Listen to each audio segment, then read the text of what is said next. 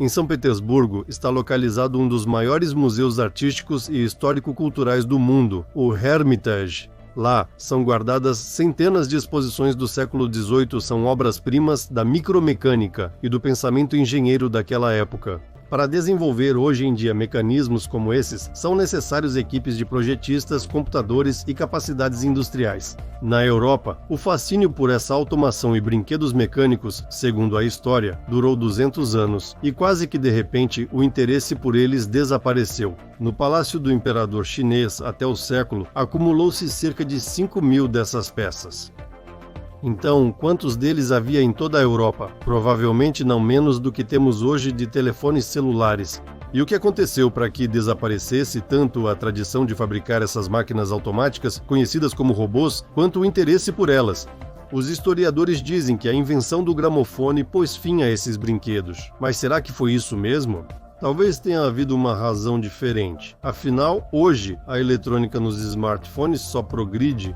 É muito duvidoso que, assim, de repente, em todo o mundo, o interesse por eles possa desaparecer instantaneamente. Uma das obras-primas guardadas na coleção do Hermitage é o relógio de Culibin, o relógio em forma de ovo, criado por Culibin em 1767. Para a chegada de Ekaterina, o relógio tocava melodias pascais a cada hora. No final de cada hora, pequenas estatuetas encenavam apresentações baseadas em motivos bíblicos. O relógio é composto por 427 peças minúsculas. Sim, até hoje os restauradores não conseguem restaurá-los, pois não conseguem desvendar o segredo do seu funcionamento. Ao ler esta breve informação, pense em como um autodidata simples conseguiu criar uma obra-prima dessas na micromecânica. Para um engenheiro moderno, é necessário conhecer várias disciplinas e ter vasta experiência em ciência dos materiais e princípios de construção de mecanismos de relógios. Então, havia uma excelente escola mesmo no interior do Império Russo daquela época. Talvez ele tenha ido para a Europa, saiu da Rússia não lavada para estudar.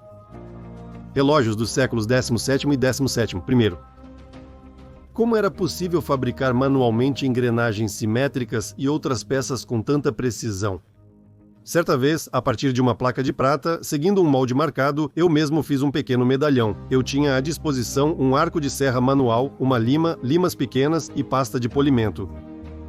Mas não consegui fazer uma peça de alta qualidade. Não consegui obter uma boa geometria nem um acabamento de metal de qualidade. Bem, claro, eu não sou ourives e não domino todas as técnicas deles, mas será que todos os relojoeiros daquela época eram ourives assim?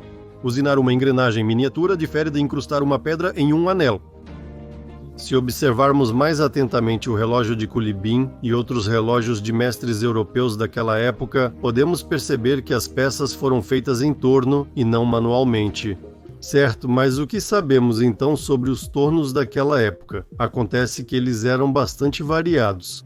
E aqui está a informação. Ilustrações de um livro do século XVII. Estas são máquinas-ferramenta para a fabricação de canos de rifles na fábrica de Tula. O nível delas não é inferior ao das máquinas do século XIX. Foi exatamente nessas máquinas que eram feitos esses verdadeiros mestres e não com ferramentas manuais, como dizem os historiadores atualmente.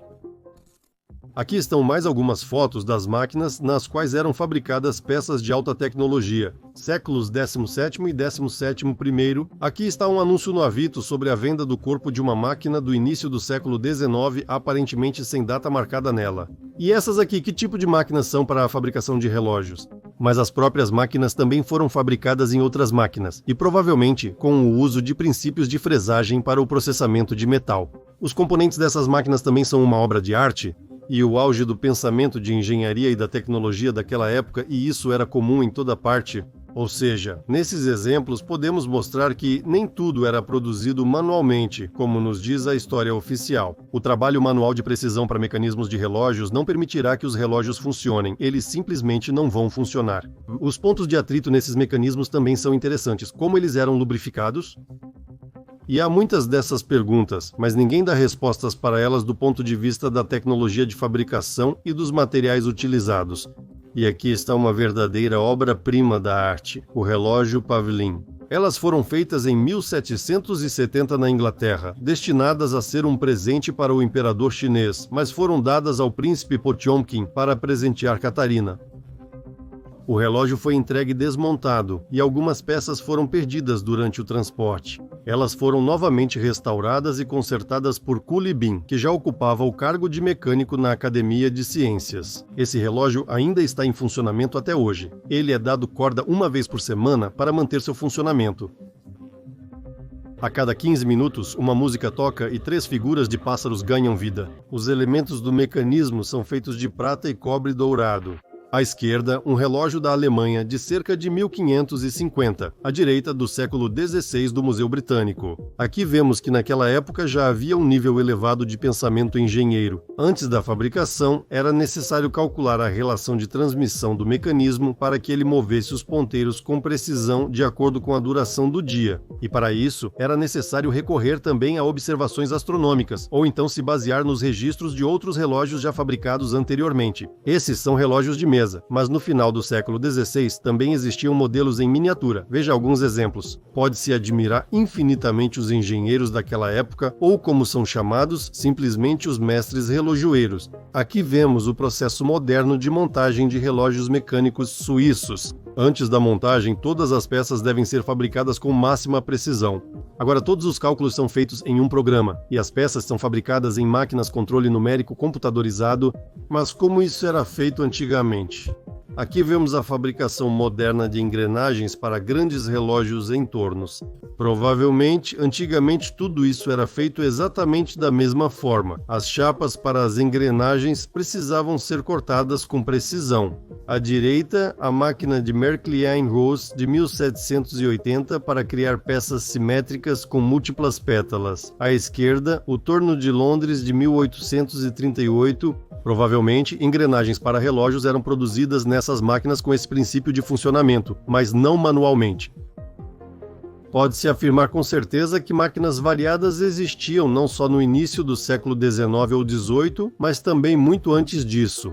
Sobre isso falam também produtos como realejos, caixas de música, relógios, robôs medievais e bonecos autômatos. O pensamento de engenharia nesses objetos está em um nível altíssimo, inalcançável para a produção artesanal moderna. A obra-prima do pensamento de engenharia e das habilidades musicais dos mestres dos séculos XVIII e XIX são os realejos e as caixas de música. É difícil imaginar que algum mestre hoje combinaria seus talentos em algo assim, talvez colocando até sua própria música. Para esses dispositivos, compunham músicas, mas isso é automação do século XVIII e ainda é só o começo. Vamos dar uma olhada nos androides daquela época que sabiam escrever e tocar instrumentos musicais. A informação oficial sobre essa boneca robô diz: foi fabricada em 1770 pelo relojoeiro suíço Pierre-Jacques Droz. Este autômato é capaz de escrever com uma pena frases de até 40 caracteres como "Eu te amo", "Minha cidade" ou "Pierre-Jacques Droz, meu inventor". O autor deu a ele o nome de calígrafo. A altura da boneca robô corresponde à altura de uma criança de 5 anos. A construção é composta por 6.000 peças, o corpo é feito de madeira e a cabeça de porcelana. A boneca não apenas escreve uma frase, ela também mergulha a pena de ganso no tinteiro, sacode-a, vira a cabeça acompanhando esse processo e ainda acompanha com os olhos. Pierre Zacquedroy fabricou a boneca durante 2 anos.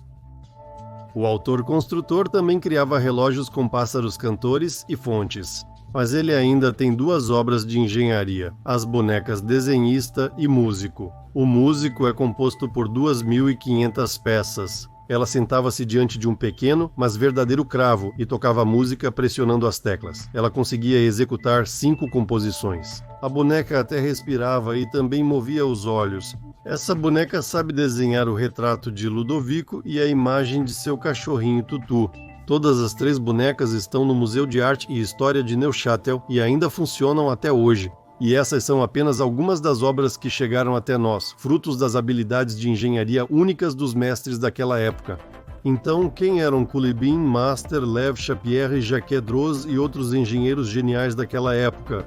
Sabemos que em todas as regiões há arquitetos aos quais são atribuídas todas as construções antigas, apesar de serem padronizadas e exigirem uma produção centralizada altamente desenvolvida, tecnologias e padronização. Daqui podemos concluir que, na Idade Média, Culibin, Pierre, Jacques Droz e outros passaram a designar um certo ramo dedicado à micromecânica. que nos mostra claramente o nível de desenvolvimento da civilização daqueles séculos. Isso não quer dizer que antes disso a civilização era menos desenvolvida. Novamente, inúmeros fatos não nos dão motivos para pensar assim.